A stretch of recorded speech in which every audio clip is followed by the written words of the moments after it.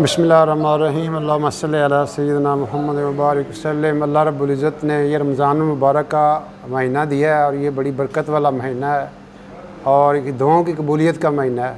اللہ تعالیٰ فرماتے ہیں قال ربکم ادعونی استجب لکم، تو مجھے پکارو میں تمہاری پکاروں کا جواب دیتا ہوں۔ پھر یہ جو رمضان کے احکامات ہیں اس کے اندر ایک آیت ہے وَإِذَا سَأَلَكَ عِبَادِي أَنِّي فَإِنِّي قَرِيبٌ، کہ جب میرے بندے آپ سے پوچھیں میرے متعلق تو انہیں فَإِنِّي قَرِيبٌ انہیں بتائیں میں بہت قریب ہوں۔ تو یہ 24، 25 اور 26 رمضان مبارک کے حوالے سے ایک خاص وظیفہ ہے جس کے بارے میں بہت سے لوگوں نے اس کو جو ہے وہ عمل کیا ہے اور اس سے بے پناہ اپنے مسائل حل کیے ہیں۔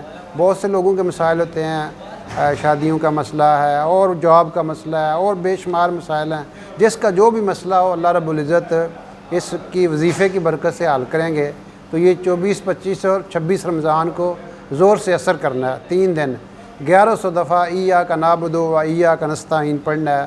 یہ بے شک تین ایک دن 300 پڑھ لیں، ایک دن 300 پڑھ لیں اور آخری دن 400 پڑھ لیں، یا جو بھی ترتیب بہتر ہو وہ آپ اس کو اختیار کر سکتے ہیں۔ اور اس کی برکت سے انشاءاللہ اللہ رب العزت جو ہے یہ انسان کے جو ہے نا جتنے بھی مسئلے ہیں وہ حل کر دیتے ہیں۔ ویسے بھی ایاک نعبد و ایاک نستعین ایک ایسا فکر ہے جو چاروں آسمانی کتابوں کا نچوڑ ہے، یعنی چاروں آسمانی کتابوں کا خلاصہ ایاک نعبد و ایاک نستعین۔